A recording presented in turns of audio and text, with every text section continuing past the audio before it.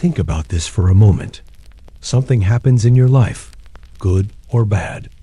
And before you even feel it, your mind already says, I have to tell someone. You get good news and think, who do I tell first? You get hurt and think, who will understand this? You feel lost and think, who can I vent to right now? Little by little, your life splits into two layers. What happens and what you say about it. And a quiet Stoic voice whispers, you don't have to narrate everything. You are allowed to live some things, just for yourself. Today we'll talk about why we always need to share, how over-talking drains you, and how to move from explaining to quietly building. If you're ready, take a breath and ask yourself honestly, am I really living my life or mostly talking about it? Part 1. Why we always want to talk. Let's start here. Wanting to talk about your life is not weakness. It makes you human. We all want to be seen and heard. We want to be understood. We want to be validated. You do something good, and inside you hear, look, I did it. Someone see this? You get hurt, and your mind screams, this is unfair. Someone confirm this is wrong. You feel confused and reach for someone else's clarity. That's normal. It's understandable. But here's where the problem begins. Your brain starts treating the story about your life as more real than your actual life. You spend more energy on how to explain it, who to tell, how it sounds, and how it looks. You care more about who will agree with you than what you truly feel. You think less about what you want to do and what needs to change. From a Stoic perspective, it looks like this. You're pouring energy into performance, not into the substance of your life. Slowly, without noticing, you shift from being the one who lives into being the one who narrates. Part 2. The hidden costs. Let's talk about the quiet price you pay for constantly narrating your life. First cost. You dilute the intensity of your own feelings. Something powerful happens. A heartbreak, a big win, a confusing moment. Instead of sitting with it, your first instinct is to tell someone. You call, you text, you rant in the group chat, you post it. Each time you retell the story, you add a little drama and a little spin. You add a little performance. Slowly, the raw, real emotion gets watered down. You're not processing it. You're performing it. The Stoic question is, am I understanding this feeling or just exporting it to an audience? If you only export it, you never integrate it. Second cost. You confuse talking about growth with actually growing. Many people are addicted to announcing their plans. I'm starting a YouTube channel. I'm finally going to the gym. I'm working on my mindset. It feels good to say it. You get instant dopamine. Your brain is sneaky. It gets a small reward from declaring change. And a part of it assumes you've already changed. You get the feeling of progress without the work of progress. The Stoic approach says, don't talk about the path, walk it. If needed, let your results speak.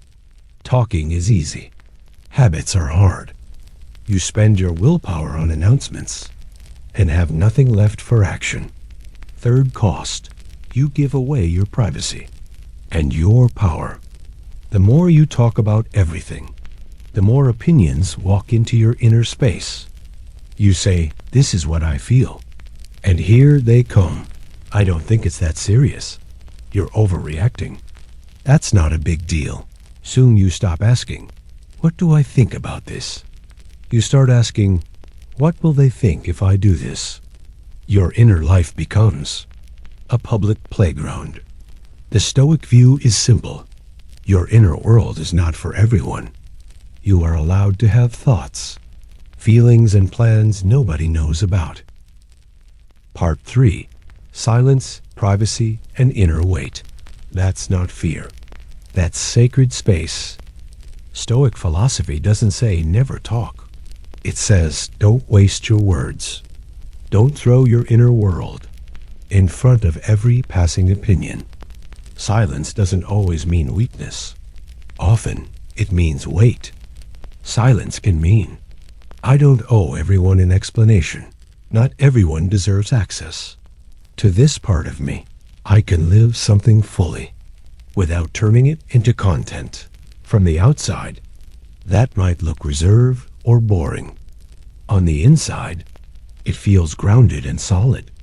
You become less reactive and less needy. There is quiet power in knowing.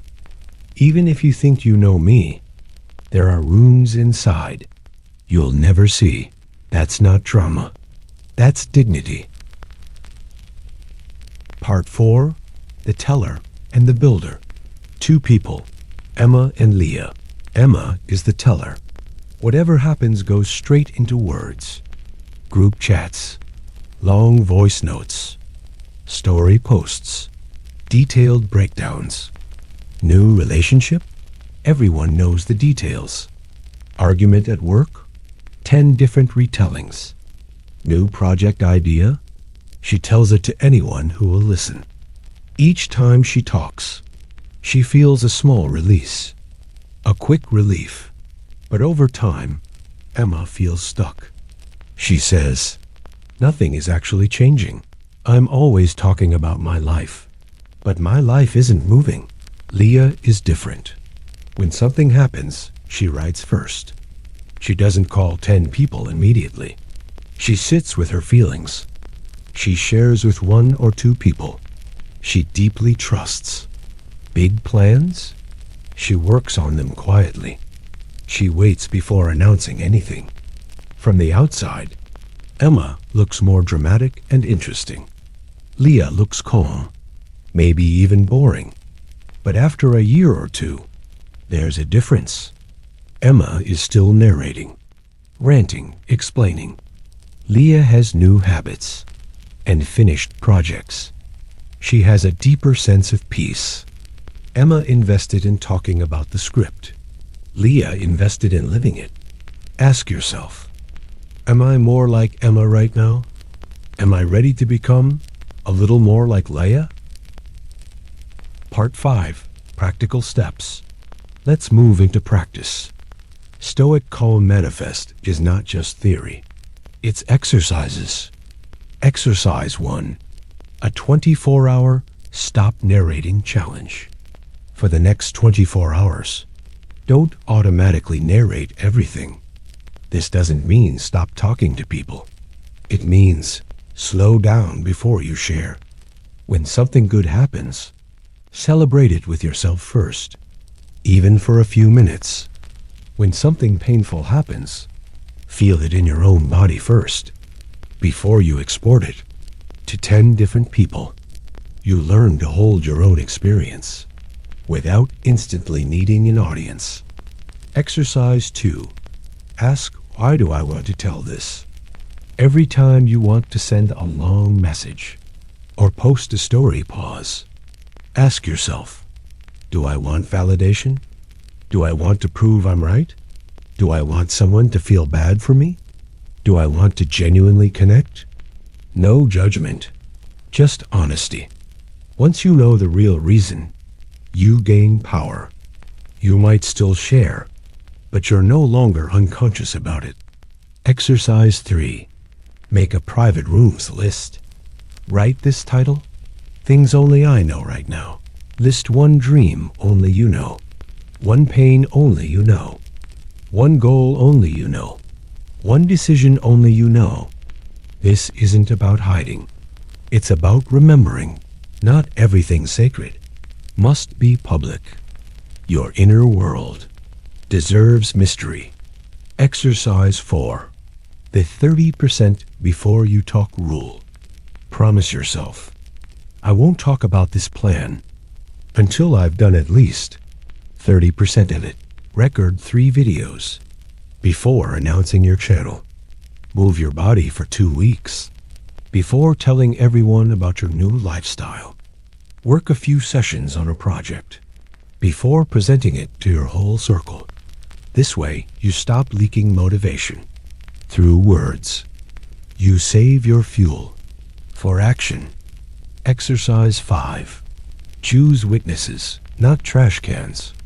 Being stoic doesn't mean handling everything alone. It means being selective. Instead of unloading on 20 people, choose 1 or 2 you truly trust. People who listen, don't exaggerate your story, don't spread it, and help you see clearly. They respect your privacy. Part 6. Stoic Calm Manifest. Now let's turn this into a small inner ritual. If you can, gently close your eyes and breathe. Repeat inside, I don't have to narrate everything. That happens in my life. I'm not alive to perform my story. I'm alive to live it. My experience is real, even if nobody claps for it. I choose privacy, where I used to choose oversharing. Not everyone deserves access to my inner world. I share because I choose to, not because I need to. I don't need constant validation to make my life real. My silence is not weakness. It's weight. I talk less about my plans and do more about them. I am building a life that doesn't need constant explanation. Now say, I'm done over-explaining my life. I am here to live it. I don't chase attention by narrating everything. I grow my power by actually living.